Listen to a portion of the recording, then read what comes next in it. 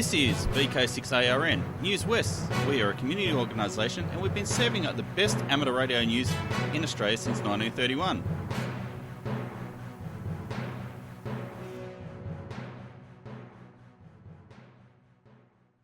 Hi there, it's Clinton, VK6OCRC, and welcome to Newswest for the 8th of September 2024. Now on the show. Well, Perth Tech isn't creeping up on us anymore. It's coming at a fast trot. It's only a couple of weeks to go. While you're slapping yourself around for not getting around to registering yet, you might as well slap yourself around. Otherwise, I'd have to slap you around, but there you go. But here's a sample of what's on offer. Firstly, we've already told you that the format for Perth Tech is a day of interesting and informative presentations followed by a sundowner. Caravan and camper parking is available for Friday and Saturday nights if you don't want to do the drive in between or you're coming from a country location. Now there's a cost involved for you, of course, $30 for the day's proceedings on Saturday, $15 for the sundowner and $15 per night for caravans. It's all up there on the VK6.net website, including a link to the bookings website. Now, pre-registration is essential. We can't cater for walk-ins. You must make up your mind and commit, as almost all of your $30 fee pays for the catering. And registrations close on Thursday, I think it's Thursday the 19th, anyway, the 19th of September. Now, catering includes morning and afternoon teas, lunch and all-day tea and coffee. The program commences at 8:30am, so be there in time for a start, and the coffee will be ready. And the first presenter for the day is Munir Salem, K6 Alpha Quebec, who will talk about machine learning and free DV. Digital voice, especially on VHF, UHF, is something that hams have been doing for several decades. While it does have advantages over traditional analogue voice, one big disadvantage is the lower perceived audio quality. This is despite being able to decode and copy digital voice transmissions at lower signal-to-noise ratios than would otherwise be possible. HF, meanwhile, adds additional complications that affect the ability to decode a signal that's of acceptable audio quality. So join us as we talk about how the Free DV project is using the machine learning to improve digital voice on the HF bands. And that presentation will be made via a Zoom link-up. Now, there's been a fair bit of movement lately in the area of amateur radio connections with emergency services, and we have two presentations in this vein, one from the Peel Group and one from the newly reformed Wyson Group. Something else very interesting because not many of us play in those frequency bands. So we have Emeritus Professor Peter Hall, who's VK6 HP, VK6 Hotel Papa, or maybe that's HP Source, who knows. Peter's going to present a story about VK6 Mike Juliet Mike, which is a new low-frequency, medium-frequency station. And Peter says low and medium-frequency radio often appears arcane and difficult, while remote station operation frequently involves specialised IT solutions. In this presentation, he'll show how new generation radio and related hardware, both commercial and homebrew, and standard remote desktop software, together with an LTE 4G data link, has made possible a world-class low-frequency, medium-frequency station at Manjimup, south of Perth. The station is built around a decommissioned aeronautical NDB facility, the Morse ident of which was Mike Juliet Mike. And then Peter Miles, VK6 YSF, will talk about how necessity propelled him into maintenance of his own radio equipment. He'll also walk through a couple of example repairs that he's made and what he did wrong and what he learned from the experience. And Pete's a very practical person. I think there's a lot to learn from what he will have to tell us. And there's more, too much for this broadcast, and let's face it, events like Perth Tech are as much about getting together as they are about the program content. And now this, from someone who sent an apology for not being able to attend Perth Tech this year. Finally, thank you for running Perth Tech. Getting so many, often socially awkward nerds together is a difficult but really useful thing to do. I have enjoyed both the content of the Perth Tech sessions and the connections I make there. So that's a very valuable part of things like Perth Tech. But anyway, all of the Perth Tech information is on the VK6.net website, and there's also a register button. It's a beautiful purpley plum colour. You can't miss it. And just reminding you that prior registration is necessary. It's not a hamfest or a social gathering in the park. We're renting a venue, engaging speakers, paying for catering and so forth. 2 people from the eastern states have already purchased tickets and paid airfares to come to Perth. So come on, locals. Perth Tech is the best deal you'll get this month. The website again, vk6.net, and I'm Bob, VK6POP. Foundations of Amateur Radio. The other day I lamented to a fellow amateur that my shack was not functioning well. Specifically, my main workstation died 3 months ago, and ever since I've been struggling to reclaim my productivity. One aspect of that is my desk. For half a decade or so, I've had my computer clamped to a rolling lectern. It allowed me to move around my office as my mood and the light from the window changed. During the weekly net, I'd move my lectern and computer next to my radio and host the net whilst logging on my computer. That's no longer possible because of a number of reasons, so instead I was trying to accomplish the same thing on a tiny 13-inch screen, which didn't work for me. My friend asked me why I hadn't just extended the microphone lead from my radio, so I could sit at my now stationary computer and still key the microphone. I located an Ethernet joiner, an Ethernet cable, and did just that. Simple. Job done. Then I started wondering why I wasn't on HF with my station, and if there was a simple solution that was eluding me. Spoiler alert, it still eludes me. The requirements are not too complicated. Well, at least in my mind they're not.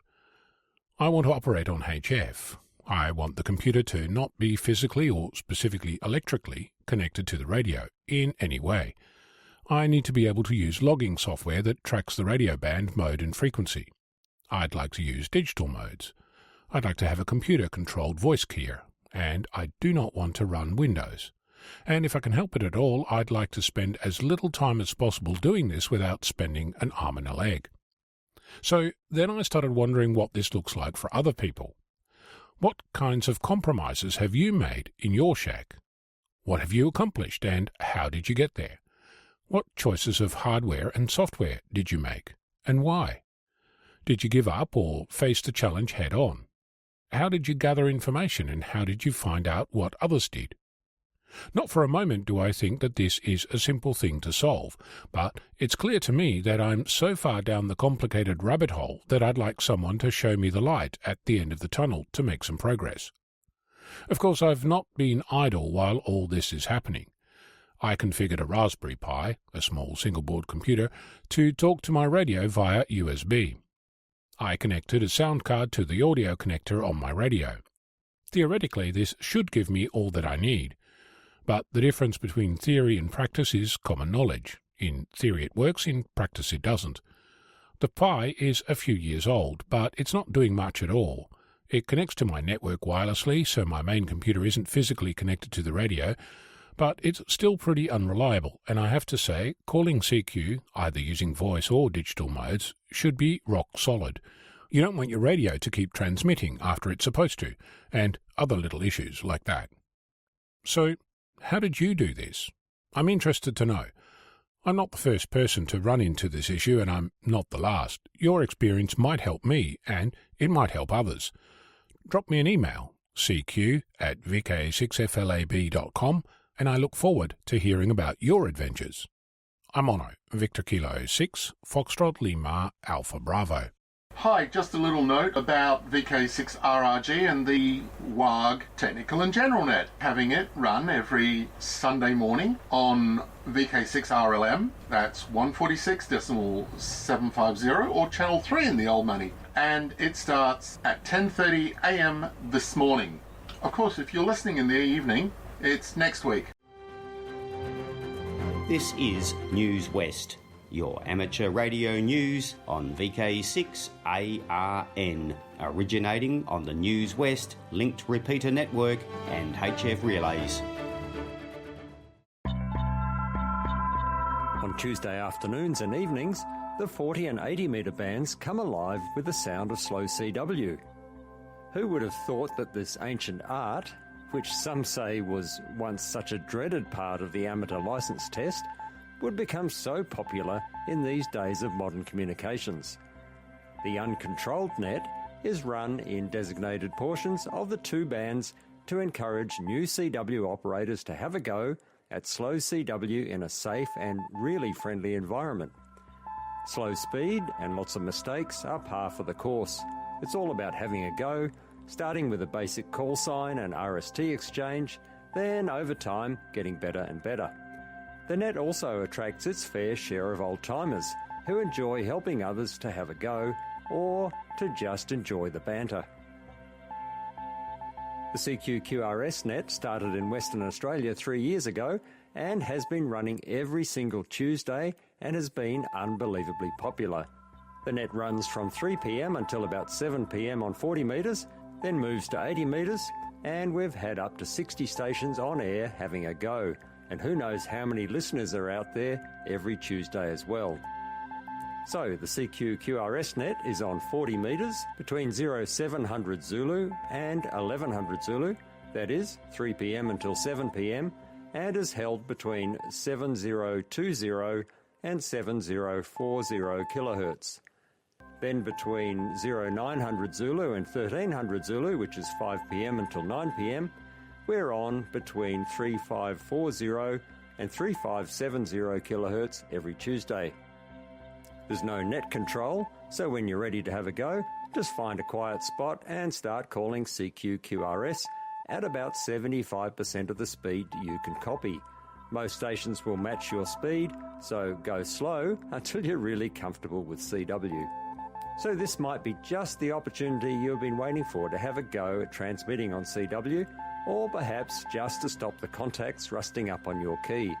Doesn't matter whether you're brand new to the code, or if you're an old-timer who would like to have a bit of fun and help encourage new operators by having simple, safe QSOs at their speed.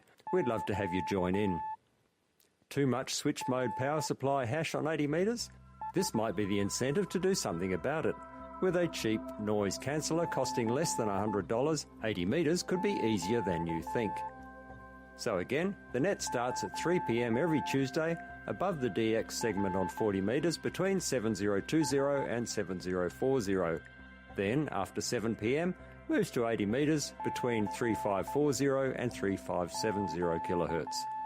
There are usually stations in the west, east and in between listening out for your CQ-QRS call. For more information and to receive our free weekly CQ-QRS RagTune newsletter, contact me, Mark, VK6QI, via the email on qrz.com, or you can use our address cqqrsnet@gmail.com. That is cqqrsnet@gmail.com, and I'll be pleased to have a chat. Hi, it's Mark, VK6 X-Ray Lima Zulu, with a word from Amateur Radio Emergency Comms, VK6 Wireless Institute Emergency, WIE, Wyson in Western Australia. Our latest on-air net was Wednesday night, after 2000 on 80 metres and throughout the 2 metre and, 70 centimetre linked repeater network through the WA All-Star network. Net control was from Northern, Bob VK6KW, via the VK6RAV repeater, and check-ins in Perth were on VK6RLM, and throughout the state on their respective nodes. The next meeting of Wyson will be this coming Monday, that's tomorrow night, at the 1st Midland Scout Hall, number 10, Helen Street in Bellevue. Stick that in your GPS. Doors open 7 p.m. for a 7:30 p.m. start. If you're interested in amateur radio emergency comms, please consider joining us there tomorrow night, 1st Midland.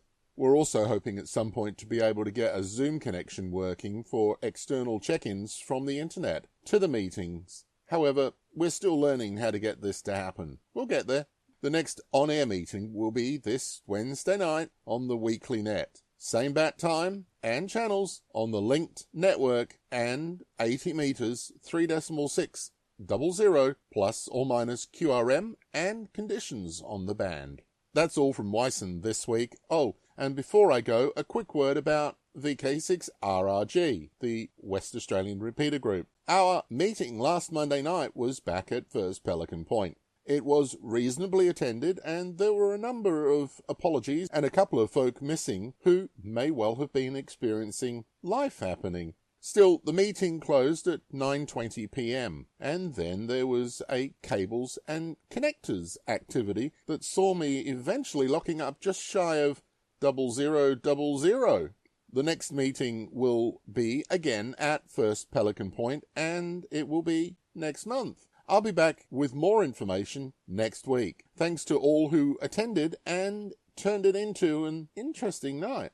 The next WARG Technical and General Net will be after this morning's edition of the broadcast you're listening to right now on VK6 RLM and the Linked Repeater Network from 10:30 local this morning. If you have some time, I'll see you up 50kc on 146.750 after the news, unless you're listening in the evening or some other time, and then, well, it'll be next week. 7 threes from Mark, VK6 X-Ray Lima Zulu, and bye from Wyson and WARG. Over to you, Bob. When is Perth Tech? Oh, it's Bob, VK6POP, back again. There's something I forgot to include in the other item about Perth Tech, is that there are trade or club tables available, and they'll be in the main hall at the venue. Already had a couple of takers for tables, but if you're interested in putting up a club display, answer questions, rope in members or whatever, just send an email to perthtech@vk6.net and we'll set tables aside for you. If you want to sling a club banner up somewhere, there's nowhere much to hang them off the walls inside, but there's a fence outside or between the poles or something. If you have a club banner, feel free to display it. And also I'm looking for a few people to do some chores around the place. You know how to contact me. Had some great helpers last year, and so it'd be nice if you put your hand up again because you did a good job. You just walked in and knew what to do, and that's always good. Okay, that's it, and I look forward to the registrations rolling in. I'm Bob, VK6PIP for Perth Tech. Hi there, it's Clinton, VK6FCRC, back with you. And did you know that Newswest is now on YouTube? Type in youtube.com/@Newswest weekly podcast --Kilo Zulu 7 Yankee Charlie. Oh, and before I go, I'd like to thank those watching on YouTube or ATV, the readers, and you for listening. I'd also like to thank our team, the broadcasters, and those submitting content each week. Please stand by now for callbacks after the broadcast, or head over to the VK6.net website and fill out the forms so we know how many people are listening each week.